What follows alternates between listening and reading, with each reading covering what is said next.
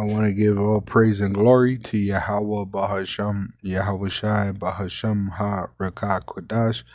Double honors unto our apostle elders, which rule Great Millstone Wow. And shalom to the hopeful elect of the nation of Israel. May you endure unto the end. Shalom wa abababal. This is John 6:47, verse 47. And as you can see, it's red letter, meaning the Messiah, Yahweh Shai, is speaking. It says, Verily, verily, I say unto you, he that believeth on me, on the Messiah, Yahweh Shai, that Yahweh sent him for the Israelites, hath everlasting life. So let's go to Romans 10.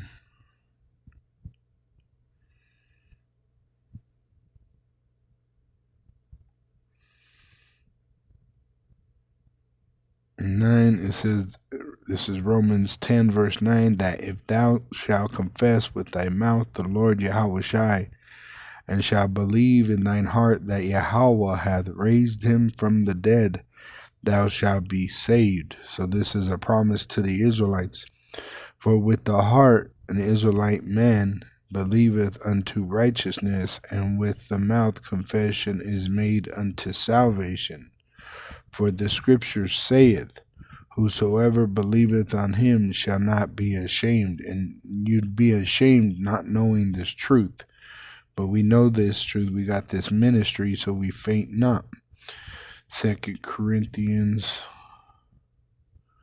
4, verse 1. Therefore, seeing we have this ministry, as we have received mercy, we faint not, but have renounced the hidden things of dishonesty, not walking in craftiness, nor handling the word of Yahweh deceitfully, but by manifestation of the truth, commending ourselves to every man's conscience in the sight of our power.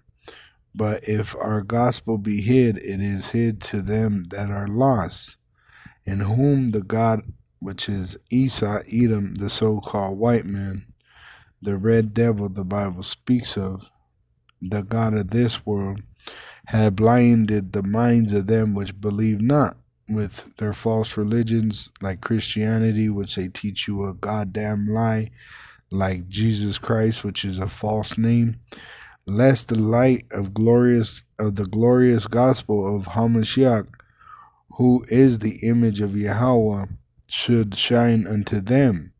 For we preach not ourselves, but Hamashiach Yahweh Shai. Hamashiach is the Hebrew, the Paleo Hebrew, the ancient Hebrew way of saying the Messiah.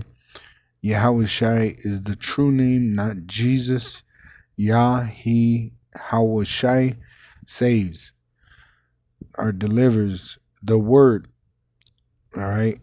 Hamashiach Yahweh Shai, the Lord, and ourselves your servants for Yahweh Shai's sake, right? We're not teaching you about us. We're teaching you about Yahweh and his son Yahweh Shai, using the Holy Scriptures, which is the word of Yahweh, and it speaks of Yahweh Shai. In fact, he says he comes in the volume of the book. See, it was prophesied he comes in the volume of the book, Psalm 40:7. Then said I, Lo, I come in the volume of the book. It is written of me, Hebrews 10, verse 7. Then said I, Lo, I come in the volume of the book. It is written of me to do thy will, O Yahweh. 2 Maccabees 2, verse 23. All these things I say being declared by Jason of Cyrene in 5 books, we will essay to abridge in 1 volume, for considering the infinite number and the difficulty which they find that desire to look into the narrations of the story, for the variety of the matter, we have been careful that they that will read may have delight, and that they that are desirous to commit to memory might have ease. and that all into whose hands it comes might have profit. Therefore, to us that have taken upon us this painful labor of abridging it was not easy, but a matter of sweat and watching, right? But we left this truth, right?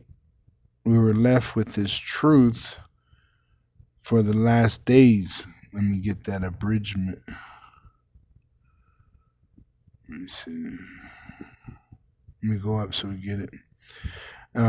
Second Maccabees 2, verse 20. And the wars against Antiochus Epiphanes and Epater, his son, and the manifest signs that came from heaven unto those that behaved themselves manfully, to their honor for being a Jew, or it says Judaism, but it's not what you know as today. It's being a real Jew, keeping the commandments. That's what manly is. Like Aaron. Aaron, his name means manly, and he was the priest, and his sons were priests. So he was the brother of Moses.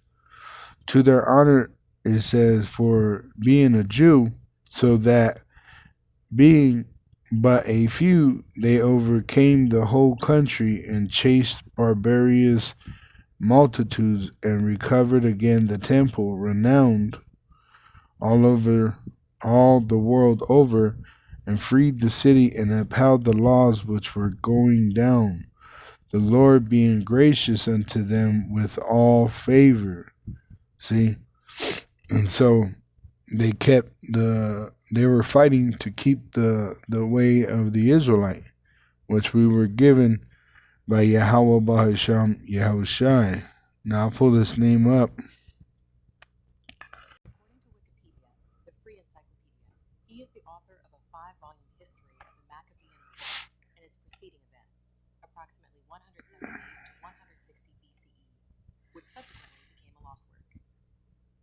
See, it says Jason of Cyrene was a Hellenistic Jew, which means he took on the customs of the Greek, which were heathen, but he was a Jew, an Israelite of the southern kingdom, Judah, Benjamin, or Levi, who lived around the middle of the 2nd century BCE. He is the author of a 5-volume history of the Maccabean revolt and its preceding events, right?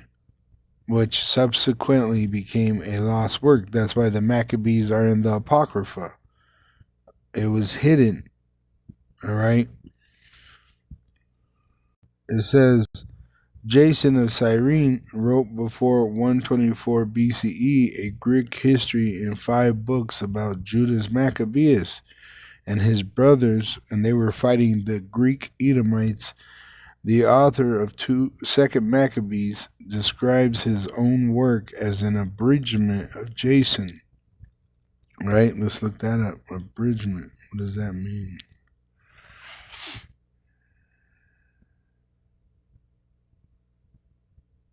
See, it says the action of abridging a text, curtailment of rights. An abridgment is a condensing or reduction of a book. See, so Jason of Cyrene had 5 books about the Maccabean revolt, but it was shrunk down to 2, which we have the 1st Maccabees and the 2nd Maccabees, right? For what? For our benefit, so that we could be better in this truth, understanding the history, knowing the mystery, so we clearly understand what's going to happen. All right. It says in John 6, verse 48, I am that bread of life, which he is this knowledge that comes with these words. The spirit, right? The light of men, which is the life of men. I want to cross-reference this verse. It says, all right. It says in John 6, verse 33, for the bread of Yahweh is he which cometh down from heaven, and giveth life unto the world, which was Yahushai. He was that seed that died in the ground, right? crucified and dead for 3 days, but he sprung up as what? As a living root, right? Now off of him, many men, right? 144,000 elect men are producing much fruit. It says in John 6, verse 34, Then said they unto him, Lord, evermore give us this bread. 35, And Yahushua said unto them, I am the bread of life. He that cometh to me shall never hunger, and he that believeth on me shall never thirst. John 6, verse 41, The Jews then murmured at him because he said, I am the bread which came down from heaven, which they didn't want, right? They were rejecting him pretty much, all right? Now, not every Israelite rejected him back then, all right? You had Israelites that believed in him, but the majority of Israelites back then, just like now, rejected him. It says in John 6, verse 51, I am the living bread which came down from heaven. If any man eat of this bread, he shall live forever. And the bread that I will give is my flesh, which I will give for the life of the world of Israel. All right, which he told us to eat the flesh and drink his blood, which is not talking about cannibalism. All right, it's talking about reading these scriptures with understanding, digesting them. 1 Corinthians 10, verse 16, the cup of blessing which we bless is not the communion of the blood of Hamashiach. The bread which we break is not the communion of the body of Hamashiach. All right, so it's not literal eating flesh and drinking blood like the wicked do. That's where they get their ideas of making human sacrifices. All right. They do everything backwards, right? So instead of eating a kid goat or a lamb, they'll actually get a kid, you see, like a child, and they'll eat that flesh and drink that blood trying to get some kind of knowledge. But it's not like that. It's reading these scriptures and it breaking down in your mind like food, nourishing you. 1 Corinthians 10, verse 17, For we being many are one bread and one body, right? Which the rest of Israel has to eat and digest. For we are all partakers of that one bread, of the eating of the word. 1 Corinthians 11, verse 24, And when he had given thanks, he brake it and said, Take, eat, this is my body, which is broken for you. This do in remembrance of me. See, it was a figurative of speech, all right, of a literal thing, all right. It was a metaphor or a parabolic speech for something that was in fact happening, but not as you thought it was taking place, right? Of like eating the human flesh and drinking the blood. We don't do that. That's an actual a sin unto death, right? To cannibalize, you will die from that. All right. Now, we're to eat these scriptures and digest and drink this living water as his blood. All right. That's why we're washed in the word. We're washed in his blood. All right. 1 Corinthians 11, verse 25. After the same manner also he took up the cup when he had supped, saying, This cup is the New Testament in my blood. This do ye as often as ye drink it in remembrance of me. Right? So he's saying, remember him, remember him. That's why we remember the law. The law spoke of Yahushua. I don't care how you cut it. The law spoke of Yahushua. So to throw the law out is to throw the baby out with the bathwater. All right? Just like they didn't understand what he was saying back then you don't understand if you're trying to throw the law out. All right? Really, the Lord gives us nothing but law. Everything he says is a commandment. He's a great king. All right? It says in John 6, verse 49, Your fathers did eat manna in the wilderness and are dead. This is the bread which cometh down from heaven, that a man may eat thereof and not die, speaking of himself. See, the manna came down from heaven and fed the Israelites in the wilderness so that they didn't starve to death, right? But the true manna is Yahushai, the understanding of Yahushai that came down from heaven. I am the living bread which came down from heaven. If any man eat of this bread, receive this knowledge, he shall live forever. And the bread that I will give is my flesh, which you read about him in the Holy Scriptures, which I will give for the life of the world. So just as farming, right? The farmer will put a seed down into the ground, that seed die and crack open, and out of it spring life. This is what happened with Yahushai's sacrifice. He was crucified, died, he was dead for 3 days, and Yahweh raised him from the dead. The Heavenly Father raised Yahushai from the dead, and now off of him spring a group of elect men that are eating and drinking this truth, and it's flowing out of our bellies like living water to the Israelites. All right. It says the Jews, which represents Judah, Benjamin, and Levi, therefore strove among themselves, saying, how can this man give us his flesh to eat? Because it was a sin to eat human flesh. Then Yahushua said unto them, verily, verily, I say unto you, except ye eat the flesh of the Son of Man and drink his blood, ye have no life in you. See, they couldn't get it because they were under the ways of the Edomite. Even with Nicodemus, John 3:16, which a lot of so-called Christians like to use this, right, to say that they're going to be received, right, by Yahweh and Yahushai, but really he was talking to the Israelite leader Nicodemus. It says in John 3:1, there was a man of the Pharisees named Nicodemus, a ruler of the Jews, which he was an Israelite, and he ruled amongst the Jews. Now I'm going to jump down and right here in verse 5 it says, now I'll just read through actually.